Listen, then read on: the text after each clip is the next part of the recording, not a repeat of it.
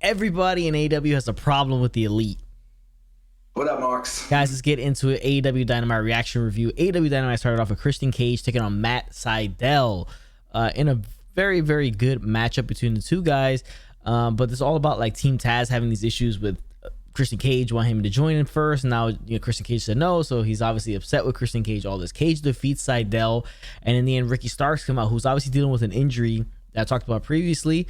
He's not, physically going to compete, but he causes a distraction. So Hook, Powerhouse Hobbs, and Brian Cage come in the ring, kind of tear the house, tear these guys down and beat the living hell out of these guys. So these guys are all going to be in that Casino Battle Royal for Double or Nothing. So this is all set up just for that. So we'll see what happens, going forward after this, because we had Adam Hangman Page come out. He's taking on Brian Cage at Double or Nothing, and he kind of helps out. So we'll be eventually get a tag match, maybe Powerhouse Hobbs and Cage versus Cage, Christian Cage, and Adam Page. So many pages and cages. So we could see that happen after Double or Nothing. Yeah, it was a decent way to start off the show. It was a good match. All that craziness that happened afterwards, just setting up for Double or Nothing, yeah. And just bringing up different storylines and Casino Battle Royal, whatever, ladder match, whatever the hell they have at Double or Nothing. So yeah, definitely a fun way to start off the show. It was a solid little way to start off the show, a nice little matchup to start off the show. Next thing on the show, though, was Jon Moxley and Eddie Kingston taking on the Acclaimed. Jon Moxley and Eddie Kingston had some, not some nice things to say about the Acclaimed before the match, and then the Acclaimed rapped about Moxley and Kingston, which I thought was very good, calling Moxley the lunatic cringe, and then talking about, Eddie Kingston looking like he's dressed like he's from 04, like he looks like a pack of Newports. And then, he also saying some stuff about Renee Paquette, saying that, oral sessions. So making like an innuendo there. So I thought it was good stuff to start off the show. Start off the match, and then Jon Moxley, comes in hot in the beginning of the match and then keeps going. But in the end, Moxley and Kingston defeat the Acclaim. And that's pretty much it. They're just getting their build up to their match against the Bucks at Double or Nothing. Yeah, I felt bad for the Acclaim, but that they kind of had a job out in this match, but they were in with like one of the top two, two of the top guys in the company, so it definitely helped them on that part. But I just didn't love the way that they had job it out. It was a decent match to say the least. But yeah, it's all leading to the Bucks versus Mox and Kingston. That's kind of what we're waiting for, and that's where everything's leading to. Yeah, the Acclaim were for some reason ranked higher than Moxley and Kingston, but it's a good way to get the rub off of Moxley and Kingston for the Acclaim. So that's pretty much the point of this. But after the match, you had Tony Schiavone interviewing Ethan Page and Scorpio Sky, which is like just a random tag team. I just feel so bad for Scorpio Sky. Such a good performer. He's been so stop and go this entire AEW run. They're still referring to him as the face of the Revolution, even though now he's just in some random tag team with Ethan Page. And they're talking about Darby Allin and Sting because that's where the point where they're at. So Darby Allin attacks Sting, and Darby Allin attack Scorpio Sky, and Ethan Page beat him down. And you know what? It's not a good look for them to be beaten up, like Scorpio Sky to be like put in the Scorpion Deathlock by Sting and just be like, it's just not a good look. It really isn't, because you know how old he is, so like the beat down, it's just not really that great of a look, right? He shouldn't really be involved in stuff like this. But this is what we get. And they beat both guys down, and the Dark Order comes out as well to kind of scare off Ethan Page and Scorpio Sky. So that's the match we're going to get at Double or Nothing. Ethan Page and Scorpio Sky versus Sting and Darby Allin. Because and I don't like how Darby Allin showed up the week after losing. I felt like he should have nursed some injuries more from the Miro loss from the week before, but it is what it is. Yeah, it was a decent little segment. I'm not super excited about this match. Like you said, Sting and just making Scorpio Sky look so bad. I don't know. Ever since... I just always go back to Seth crippling basically Sting, and just being just like a brittle old man just doesn't flow with me, and him destroying Scorpio Sky, just don't love it. I'm not really excited for the match. It is what it is. I wish Darby were nursing some injuries, maybe left for a little bit, but Double or Nothing is just so close. This is why it made more sense to have Double or Nothing, Miro versus Darby Allin for the title at Double or Nothing. It just made more sense. Now we're just kind of throwing in this tag team match. Doesn't feel important, doesn't feel special. It just kind of feels random, and this Ethan Page and Scorpio Sky tag team is who cares? Yeah, it's at that point like really who cares, to be honest with you. But we'll see it hasn't been announced yet, but the match seems likely to happen, that tag match at Double or Nothing. Yeah. Next thing I showed was Hikaru Shida taking on Rebel along with Dr. Britt Baker on the outside. So the match, you expected what you were gonna get, some just like a whatever thing going on in there, and then Sheeta was gonna get the win. Obviously, she did. A lot of stuff going on from Britt Baker. She attacks Sheeta at the end and beats her down, holds the championship over her head. So that's pretty much all there is to it. I mean, I thought it was kind of like whatever's like of a segment, because I was just having her face Rebel was kind of like and yeah, that's pretty much. I think they should have just had her have a regular match against somebody else, and then maybe Britt Baker cost her the match by coming in and then beating her up afterwards, something like that maybe. Yeah, I mean, let's just get to Britt Baker being champ. I mean, that's basically what the women's division needs, and that's what the women's division deserve. Nothing on Sheeta. It's just there's nobody else to really book her with. She's not a great promo, so it doesn't really add to anybody in the entire women's division. It is what it is. I think they said she was almost like a year as champ. I can't believe that's happened so quickly. Yeah, I know, it's crazy. Yeah, it's crazy. But yeah, Britt Baker, champ, double nothing. Let's just get there.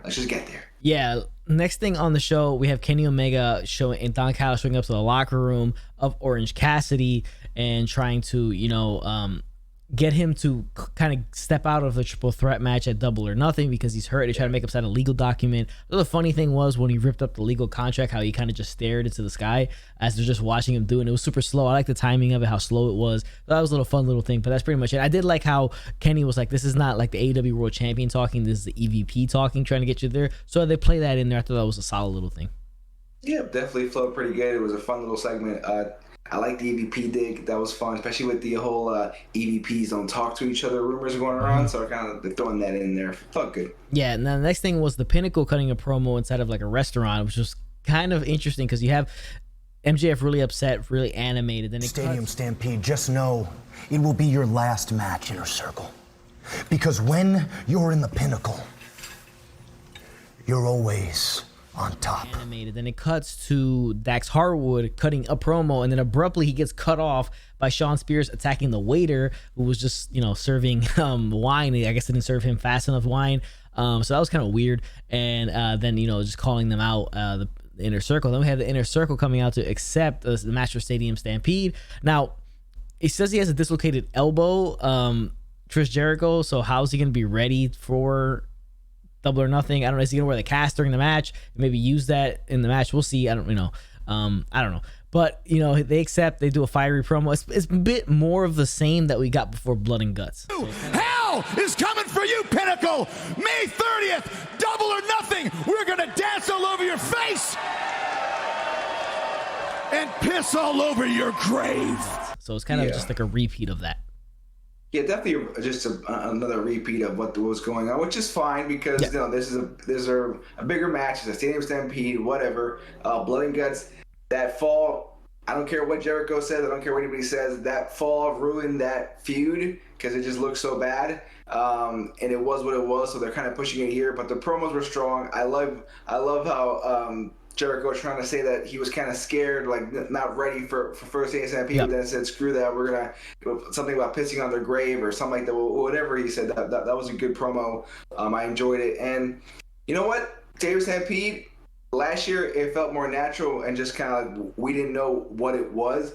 They have a lot of work to do to make it better than last year because last year was just we weren't expecting much or we didn't know what anybody was expecting and it just came out to be like probably one of the I'm gonna say greatest, but definitely one of the best moments of last year in all of wrestling. So just for them to live up to that and surpass that, it's gonna be real tough. But they do got the talent to make it happen. Yeah, they got to hit a home run here because again they're playing off of last year's Stadium Stampede, but then they're also coming off the disastrous ending of the death match, the death match ending, and then the fall at Blood and Guts. So they got a lot to work with. They got to make sure they knock this one out of the park to end the feud here, big time. Next thing in the show was the NWA Women's Championship match: Serena Deeb versus Red Velvet. A solid little match that they had. Deeb gets the win. Not much to talk about here. I don't really know what they're kind of doing because like they have random NWA Women's Championship matches, and then like she continues to like retain it, and I'm just not sure what their plan is to go do with all this NWA Women's Champion just kind of showing up every once in a while to have a random match.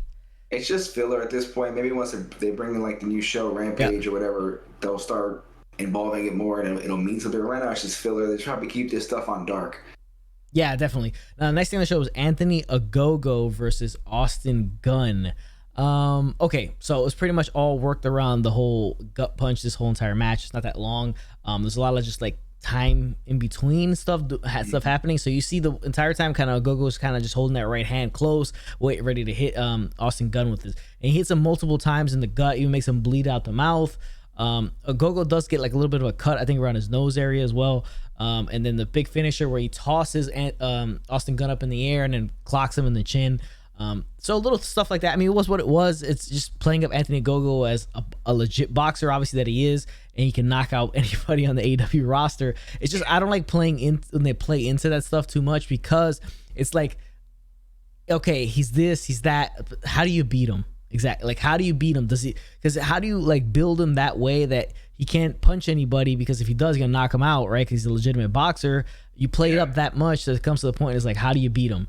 And how do you have him be, not unstoppable and somebody else be kind of credible to beat him? So it takes out the suspension of disbelief a little bit when they do this type of stuff, when they really play up the outside accomplishments or the outside profession of the guy in the ring. So that's my only issue with it. But again, none of this really warrants the big Cody Rhodes, like USA versus England, UK subtype.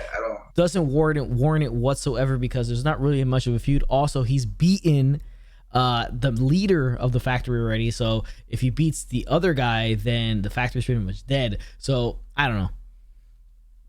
Yeah, I don't know. This doesn't feel special. Like we said last week, there was no point of calling yourself the American Dream and throwing this American thing. I know he's a foreigner, he's from England or whatever, but like, it's not like we have this rivalry with England. Like, it's just there's more of an alliance there than anything else. So it's not really, what's the whole America versus UK thing? I mean, if it was the 80s, you were doing UK, the US versus USSR Rocky style, okay, I guess, but this isn't really flowing that well. Doesn't make much sense. And like you said, he already beat the leader of the Nightmare School. So what does it even matter at this point? Why are you throwing your lackey in here? Yes, he looks great. He looks like a stud. Some more time, some more seasoning. Ogogo could be a big star. He has the look. He has a feel of it. Yep. This whole punch thing, they're getting it over as it's something special, and it's a powerful move. And shout out to Austin Gunn, because he was flying all over the ring and making it look really, making that thing even look stronger. So, again, this doesn't feel special. Not a great.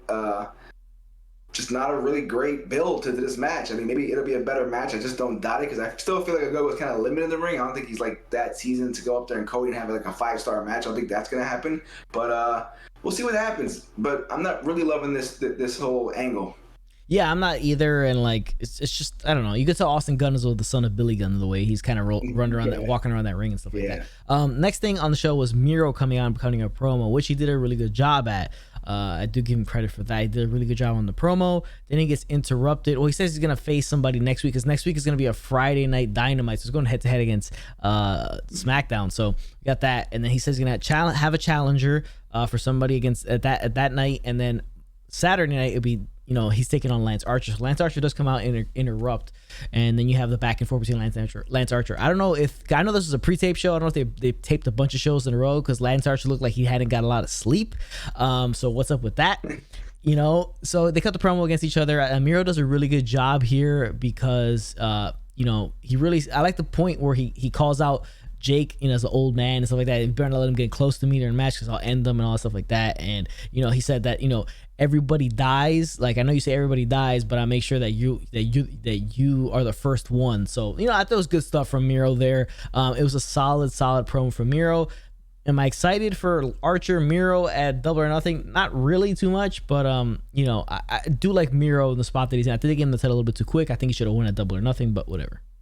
Yeah, I mean, Miro was a star of this. His promo, he never did a promo like that ever in the history of his life. So it was an awesome promo. Like the fire, like how he was. I mean, we always said, like, when you saw him on his streams on Twitch, or even like there was bits and pieces to his personality that are coming out in WWE that weren't ever showcased. Yep. This was more him. It felt like more him, and he was like letting loose, and I liked it. I dug it. Got me a little excited for the match. Not that much excited, but definitely I'm just more excited to see Miro have a good run here. We see more of this Miro, more of this monster badass that we know he can become, and he was wasted for a few months here with the Friends thing and the best man crap. But now this is his chance. Hopefully he takes it, and maybe this time next year he's in the championship match. Yeah, exactly. So we'll see what happens with him going forward. Next thing on the show was the big AEW World Tag Team Championship match. You had the Young Bucks taking on the Varsity Blondes, and they're really playing up the dark side of the ring stuff with Brian Pillman and Brian Pillman Jr. He referenced it in his promo and all stuff like that. He said the only thing I've seen is the dark side of the ring. He even said it straight up like that. So there's little things they here and there that they're throwing out there. So obviously trying to push it and all that stuff like that. And then in the end, we have the Varsity Blondes losing to the Young Bucks. And then afterwards, you have Kingston and Moxley coming out. They choke out the Young Bucks. And then they go on to Kingston, start stealing their Jordans, and then Moxley joins along. They even steal their socks. So that's the way the show ends. Eddie Kingston going back to his childhood days in Yonkers, stealing the shoes, stealing those. Don't tell me Eddie was the shoes. It's a little funny moment there with Kingston and Moxley holding on to the shoes, the Jordans. They'll obviously take them on at AEW Double or Nothing for those tag team titles. So we'll see what happens going forward. Yeah, so I definitely enjoyed this match. It was the Varsity Blondes. I mean, that's a future tag team. Two guys that are really good. Brian Pillman Jr. is going to be a star in the future. He's still pretty new. He's still pretty new to the business, so he still has some time to grow. I mean, I'm not sure if he's going to be the loose cannon Brian Pillman, but definitely somewhere, hopefully, in that level. But yeah, I love the part where they stole the Jordans. That part was awesome. That's a FU if I've ever seen one. So it definitely, to me, as a sneakerhead, adds to the whole feud, the fire feud. So I'm getting excited for that match. I think that's going to steal the show at Double or Nothing. That's the match I'm most excited for. Yeah, so am I. It's one of the more matches that you're excited for Double or Nothing. Before we end, I want to talk about Frankie Kazarian's promo, because a lot of people are coming after the Elite. You had Pac coming after the Elite, is now Elite now as well. And then you have Frankie Kazarian. Obviously, I wasn't a huge fan of the way they did the whole SCU breakup, obviously, the production, the way it was shot and everything like that. Here they give Kazarian just kind of a promo in the back, in the middle of the show somewhere, and he cuts a tremendous promo, a fire promo from Frankie Kazarian. He says he's coming after every member of the Elite, so it'll be interesting to see how they book this going forward with all these people having problems and issues with the Elite, how that will work out in future storylines going the next few months. Now I hope they don't do the classic AEW thing and just drop the storylines and then just bring them back months later like nothing ever happened. So I just want to give a shout out to Frankie Kazarian's fire promo on this episode of Dynamite, because that's a review today for Dynamite. Appreciate you guys for tuning in. Remember, drop a like on this video. Hit the chair in the corner for hits your first sub to the channel. Make sure tomorrow night you tune in, 7:30 p.m. News and rumors, and then Friday Night SmackDown, our review right after the show. And I got some nice little surprises for you guys coming out this weekend. Maybe something tomorrow. Who knows? And remember, news and rumors tomorrow as well. So appreciate you guys for tuning in. That's a review for this work. Out to the job. Later,